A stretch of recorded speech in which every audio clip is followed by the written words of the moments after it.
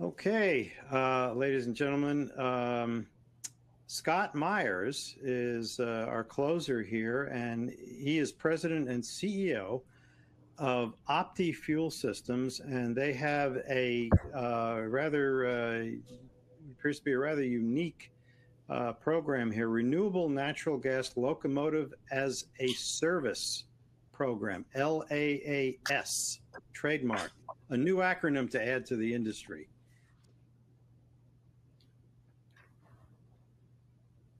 Welcome. Thank you, Bill. I do want to thank you and Relais for the opportunity to speak. OptiFuel has been focused on solving the technical, operational, and cost issues related to replacing the 38,000 locomotives in the U.S. over the next 30 years with zero-emission switchers and line haul locomotives, using both renewable natural gas and hydrogen. Did this change? Just trying to see if my slide changed. Oh, there it is. Okay. In my presentation, I'm going to point out the disparity between what the trucking industry is doing to compete for market shares versus what the railroads are doing. I'll highlight the lack of leadership by the railroads to move forward to decarbonize rail against trucking in the future. And then I will also talk about a technical and affordable solution for available now and low risk. OptiFuel started 11 years ago with OptiFuel's successful CNG program at the Indian Harbor Belt in Charleston. We have already developed in Chicago. We have already developed the hydrogen storage, fuel system, power modules, and battery modules for Sierra Northern Railroad's hydrogen switcher program in California, all designed for FRA and currents. SNR will be building 3 more this year. For DOE, OptiFuel's 600 horsepower RNG hybrid locomotive and RNG tender is scheduled to start testing next year at FRA's TTC. If one's going to replace the 38,000 locomotives in the United States, the lowest risk and the cost approach is to use common modules for all sizes, power levels, duty cycles, and operational ranges for switchers and line haul locomotives. By 2028, OptiFuel will have a complete set of affordable hydrogen battery and RNG power modules and fuel storage modules for switcher and line haul locomotives, all with FRA concurrence.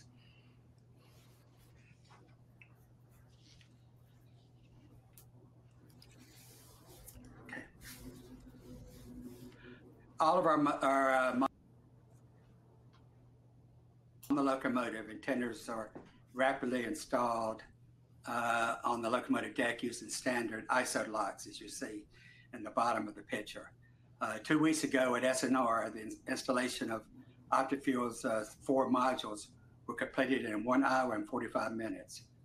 SNR used a crane because they didn't have a forklift, but they could have certainly used a forklift. SNR expects FRA concurrence for testing 30 to 45 days and operational concurrence in 4 months.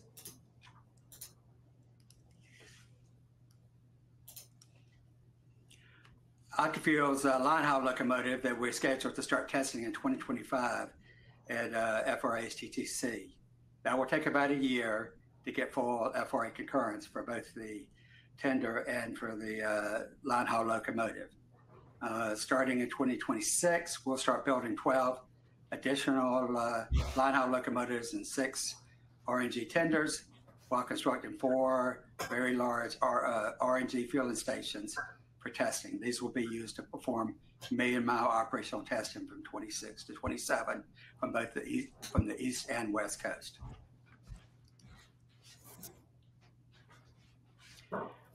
I do want to talk about what seems to be a really confusion between greenhouse emissions versus CARB and EPA criteria pollution or emissions. Okay, particularly using things like, say, a net zero is all about greenhouse gases, not criteria emissions. Criteria emissions are the local emissions that cause negative health, such as respiratory disease, cardiovascular disease, and cancer. Especially in the areas, the non-attainment areas there. Criteria emissions are measured at the tailpipe only. Okay. Greenhouse gases that affect climate change are global emissions. Since there are multiple gases, scientists developed a metric called CO2 equivalent, which is used to compare the different gases, an apple-to-apple measurement. Capital carbon intensity, called CI, is for a given well-to-wheel activity or process.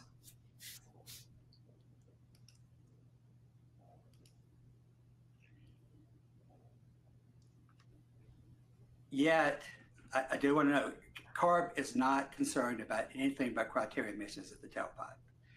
CARB is pushing battery electric and gray hydrogen because of the pipeline criteria emissions, not because of greenhouse emissions.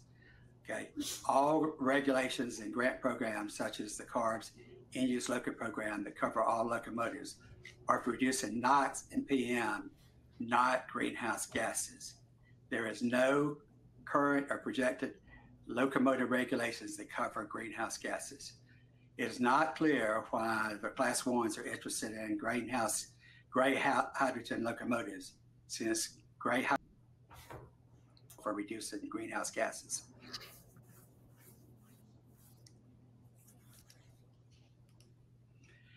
The table on the right is actually CARB's 2022 carbon intensity table. As you can see, the baseline of this is 105 carbon intensity for diesel. As you can see above it, you can see that gray hydrogen, gaseous gray hydrogen, has a CI higher than diesel. And liquid hydrogen is 150% higher in terms of carbon intensity than diesel. Using gray hydrogen to reduce greenhouse gases, this doesn't make any sense. However, using gray hydrogen for switching operations in California to meet CARB's zero tailpipe emissions is an appropriate application, as in the SNR program. Currently, less than 1% of all hydrogen produced in the world is green. There's no study that indicates that there will be 4 billion kilograms available of affordable green hydrogen for the Class 1s to use over the next 30 years. Note that the California electric grid is actually 81, not a whole lot better than diesel, but you do have an efficiency value that occurs with electric cars and even switcher locomotives that drops it in half. Okay. Fossil-based natural gas has an 80, about the same as the California grid. Biodiesel, renewable diesel, which is a biofuel, has a CI about 43, but they also, particularly both do not reduce NOx, so they don't reduce the criteria emissions. Okay. The only biofuel that has a negative carbon intensity is renewable natural gas from waste, and it has a carbon intensity anywhere from -300 up to 40 from there. Note that the Class 1 railroads running RNG in California have a -126, -126. The Class 8 the Class 8 trucks also have essentially zero NOx and PM emissions running RNG. Over the next 10 years, there'll be 350,000 of these line haul trucks that will be used to compete against Class 1 railroads in the U.S.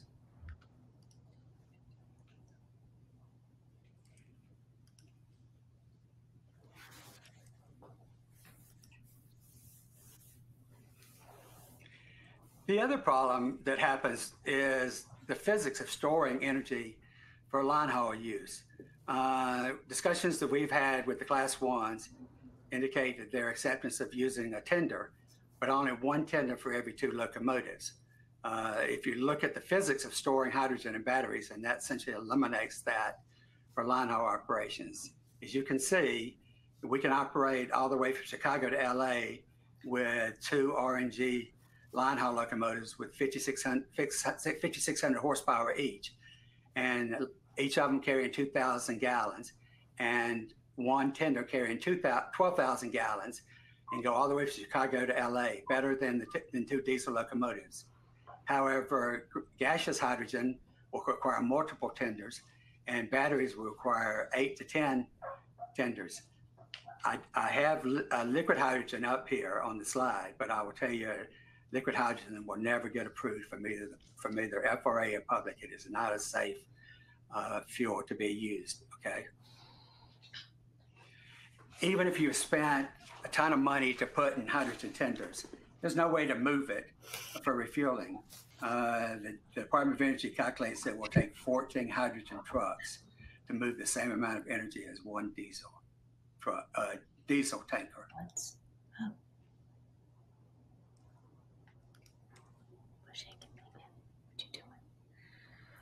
So let's look at the trucking industry has been doing for the last 20 years. They've been testing all of these systems, okay? And the class ones have actually ignored any of the lessons learned from the trucking industry, okay? And I do not know why that's the case. However, they've sort of narrowed into where they're going. Their short haul trucks for under 500 horsepower are going to be, not 500 miles is going to be batteries. And after that, they're going to use RNG trucks that can go all the way up to 1,200 miles. And that's where they're headed. And there's a new Cummins engine that came out 4 years ago that is in production now that will be used. It has no SCR, and it has no DEF requirements. It has a CARB certification for NOx of 0.05 and a PM certification of 0.001. And Cummins has spent, over the last 2 years, $600 million to build a new factory to produce 25,000 of these a year. So there'll be 25,000 new Class 8 trucks competing against the trucking market. The rail market. In addition, the RNG is almost half a diesel already. They already have fueling sites, over 300 fueling sites on the highways. There'll be 1,000 of them across the United States by 2030.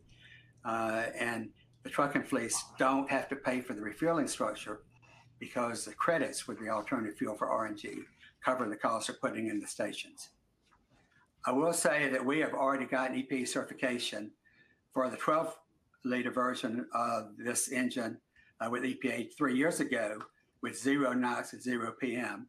And running RNG, the greenhouse gases would be negative. And we expect EPA rail certification for this engine by November for the same 0 NOx and PM emissions.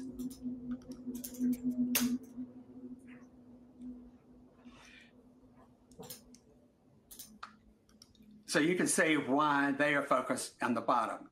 They have a fuel that is negative. It actually takes CO2 out of the air, as you can see by the diagram. And they have a fuel that is half of diesel, and it's certainly not the $35 that it costs for hydrogen. And these are just a few of the comments in the paper. That there are actually dozens and dozens of articles about why Walmart and everybody else is moving forward with RNG for their line haul.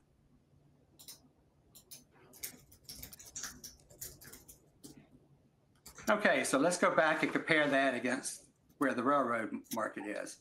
Roughly 80,000 locomotives in the U.S. The average emissions for just the 25,000 line haul locomotives in the U.S. is about 5.5 for NOx, PM of 0.2, and the greenhouse gases running diesel is 105. That doesn't include the switchers. It would be worse if those were being used. Okay, so here's the real comparison, regardless of what all of the marketing hype is. Okay, the trucking industry has gone from about 5 miles per gallon for truck up to 7 miles per gallon. That's their average fleet. The fleet that competes against rail is 7.5. Actually, there are many of those fleet owners that get up to 10 miles a gallon. Okay, that was be expected that will get to 12 miles per gallon in the next 10 years. Okay, you look at the efficiency of rail over wheel, you can see that the efficiency is 3, but by 10 years from now, it will actually be 2.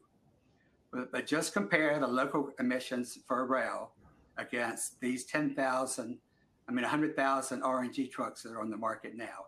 And take into account the 3 times efficiency, you can see that the criteria emissions for trucking is 36 times cleaner than running a locomotive, a line haul locomotive, and the PM is 67 times. Even the greenhouse gases, because of the negative carbon intensity of the trucks, is 2.2 times worse on running greenhouse gases. Okay, over the next 10 years, the railroads say they're going to convert to 20% of their fleet to renewable natural gas. To renewable diesel.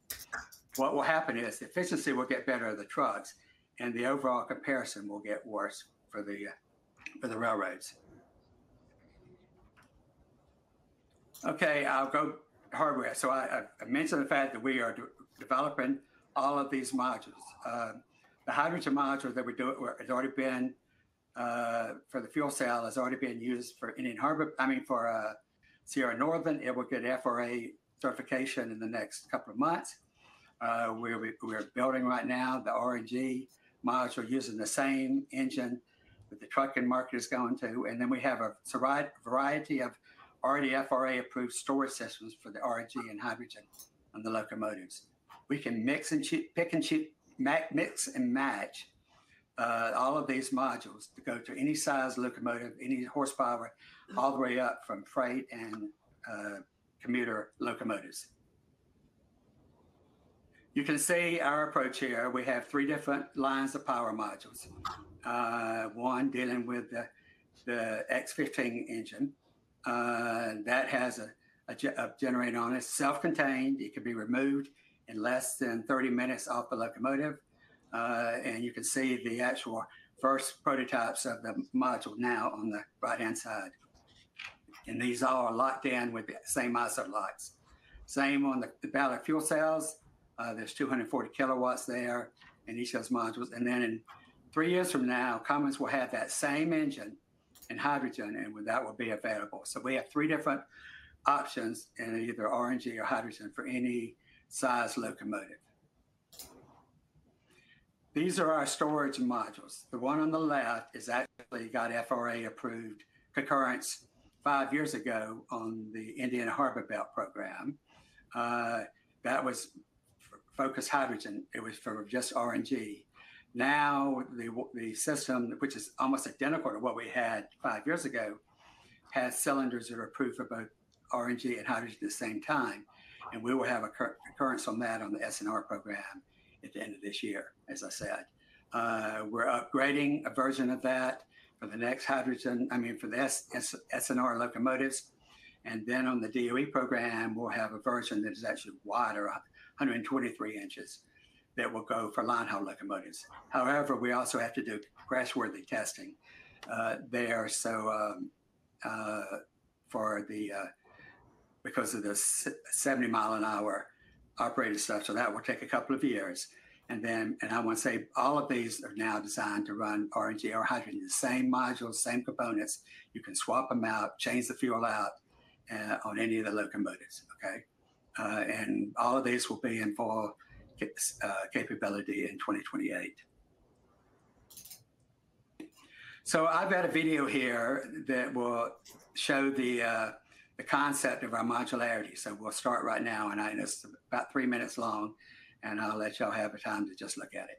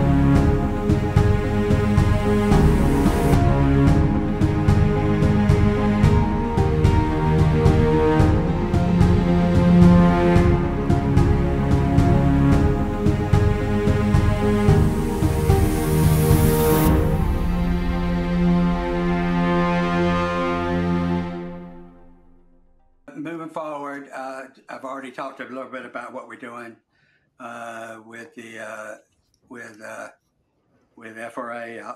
I'll move on from that. One thing, even on the line haul locomotives, we can modularize it. We can swap out different modules. Good example is we all have regenerative braking on both AC traction, but for a line haul, we can have more horsepower and less range because of a tender. On a commuter, we can have less horsepower, but more batteries to do more regenerative braking, which makes sense for commuter rail. Okay.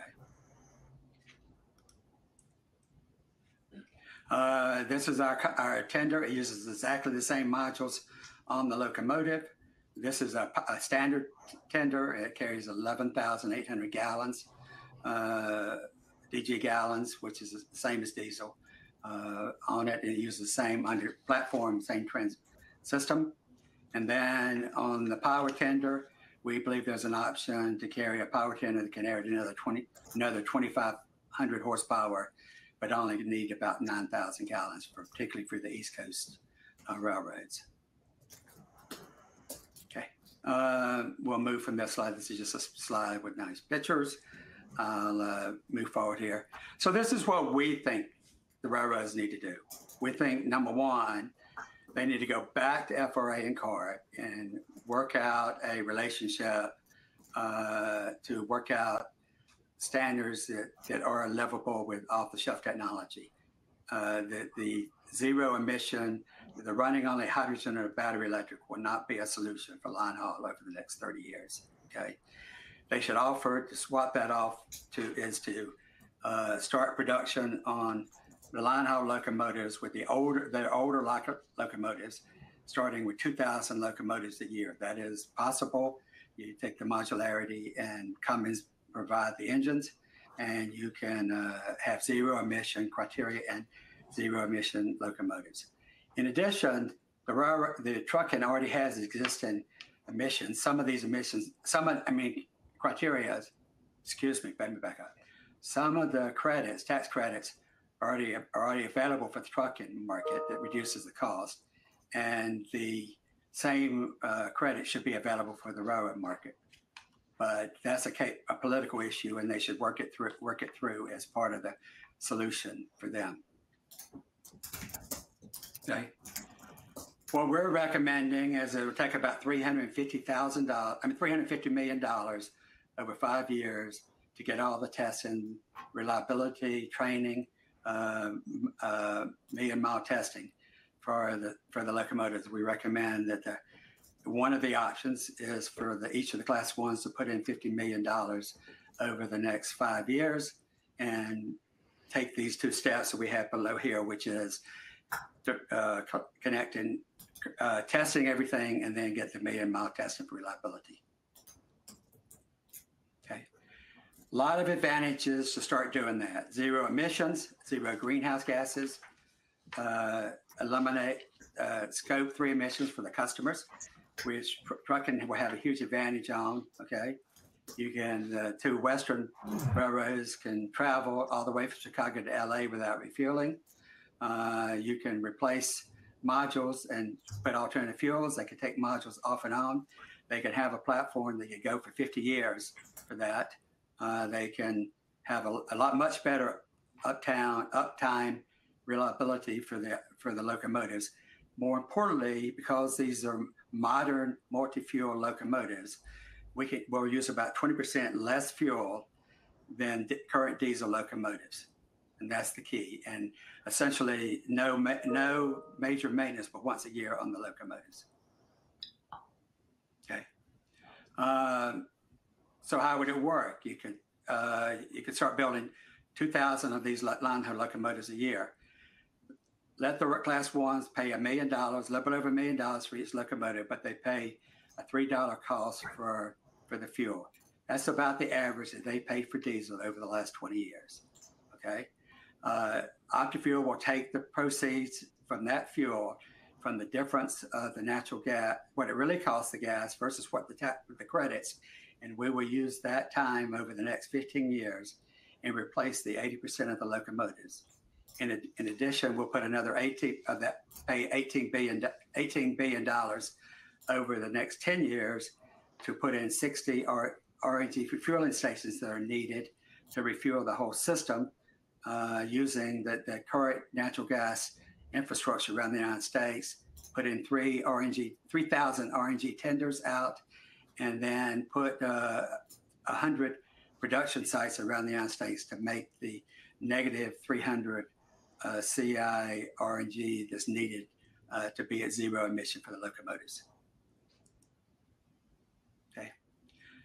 So what you'll have is you'll have a locomotive that has a zero carbon intensity of 0, because we'll be blending at minus 300 CI against 40 plus 40 landfill gas, both of which are going to be available. Okay. And so that's really the key for all of this. And however, I realize that there'll be some impacts on fuel surge revenue, and I need to look at that. But that's one of the concerns that needs to be resolved. Okay. Okay. As I said, we will blend the two together, so you'll have an average CI that will come through the pipelines where the refueling sites are, the current systems, and then you'll have is that fuel that on the locomotives out of the tailpipe will be almost 0, and the carbon intensity from a global emission standpoint will be slightly below 0. Okay, and you can refuel at the 60 sites, roughly 60 sites around the United States where there's already the natural gas pipelines to do the refueling. Okay. The refueling stations the technology already exists. We've already demonstrated this five years ago on the fueling station at Indian Harbor Belt. So that's how we know what the cost is going to be and what's required. Those stations are designed to each station to fill the two locomotives in the tender in 60 minutes. So we can total with those 60 stations, you can put 150%, you can refuel 150% more than you need right now for the 4 billion gallons of diesel now. And we realize in some places like Chicago, it'll require multiple stations. There is really no technology of what's required for this. There are hundreds and hundreds of these stations already in the United States. The system that we have at Indian Harbor Belt, we designed and built, is almost identical to what's needed, other than you scale it up. It just requires more compressors there, but the basic technology is all there, off the shelf, not an issue there. Okay, there is a video on our website. You can look at the refueling with CNG at Indian Harbor Belt anytime you want to.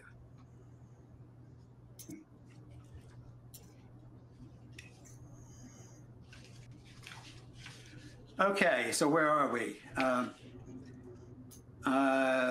At the Surface Board hearing this week, the CSX CEO, Joe Henricks, mentioned the quote, "Technology always wins."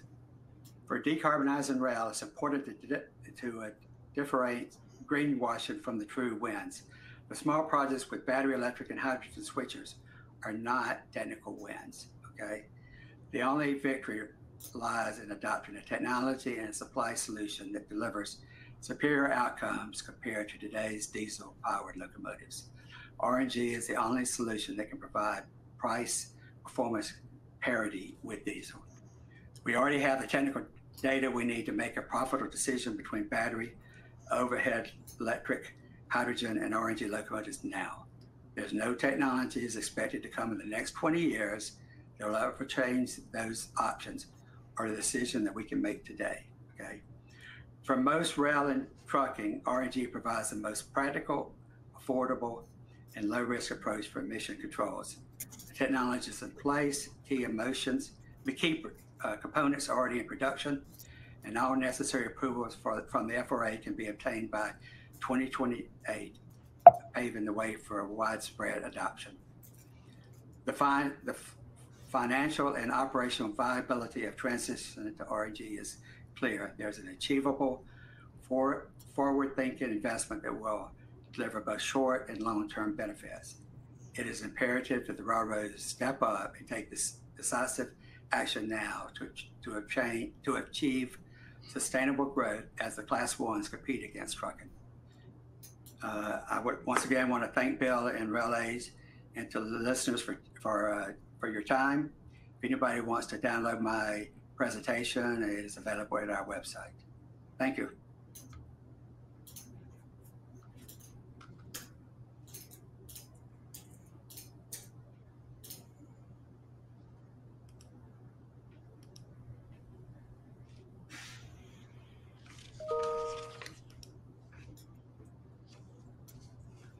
Bill, I can't hear.